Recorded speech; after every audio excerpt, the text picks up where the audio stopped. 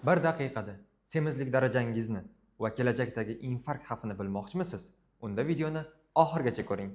Buning uchun har bir odam o'zining tana vazni indeksini hisoblashi kerak bo'ladi.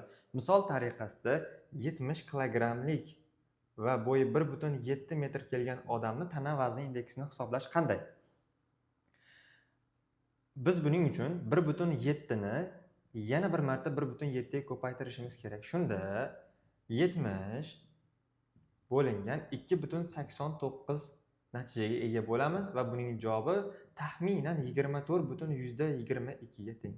Demak, 70 kilogrammlik bo'yi 1,7 metr kelgan odamning tana vazni indeksi 24,22 ga teng. Ana endi olingan natijalarni quyidagi jadvalga solish orqali semizlik darajasi, yurak ishemik kasalliklarining, ya'ni miokard infarkti, stenokardiya kabi kasalliklarning rivojlanish xavfini aniqlashimiz mumkin.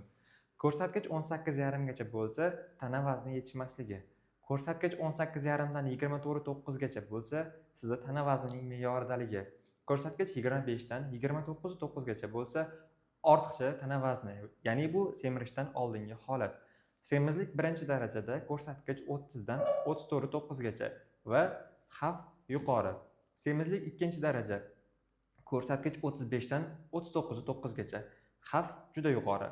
Semizlik 3-chi daraja, ko'rsatkich 40 dan yuqori va yurak ishemik kasalliklarining rivojlanish xavfi haddan ziyod yuqori. Tana vazni 102 kilogramm, bo'yi esa 1,43 sm bo'lgan insonning tana massa indeksi va semizlik darajasini izohlarda yozib qoldiring.